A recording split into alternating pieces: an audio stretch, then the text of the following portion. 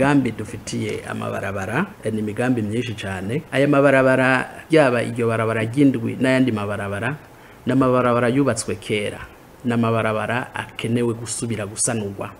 Ni nacyo gituma ubu hariho umugambi wo gusubira kugira ivyigwa byo gusubira kuyasanura.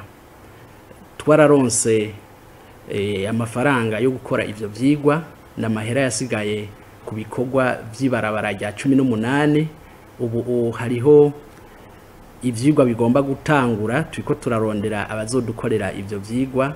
Twaramaze kuronka abatari bake bashobora gukora ivyo vyigwa, ariko hagati aho tukirindiriye ivyo vyigwa hariho umugambi wa leta, umugambi twise mu gifaransa zero nido pool.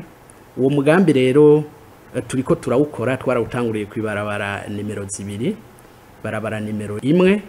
Iyo mabarabara ahuza umugwa mukuru wa politike n'umugwa mukuru w'ubutunzi. Uwo mugambi rero tugomba duce dufata indi barabara, ibarabara nimero 7. Duhejeje iyo barabara nimero 7 tuzoca dufata ibarabara nimero 8.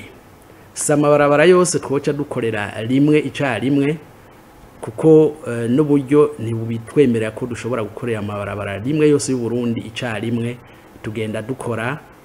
Ariko rero hagati aho hari ibindi bikorwa bidahuye n'ivyo twise zero nido pool, nibikorwa byo gukora hagomba kubomoka. Nk'ubu hariho kwiri barabara nimero 7 igice bakunze kwita kuri Basekeza, aho nubamesha yuko kugeza uno munsi mashini zihari ziho zirakora kugira ngo ntirishobore gucika. Aho naho nyene imbere yaho hariho n'ahandi aho bita Mwikora, naho nyene twarashoboye kuhakora ku buryo ubu aho hantu kari imodoka zahagora kurengana, ubu ziharengana tangorane.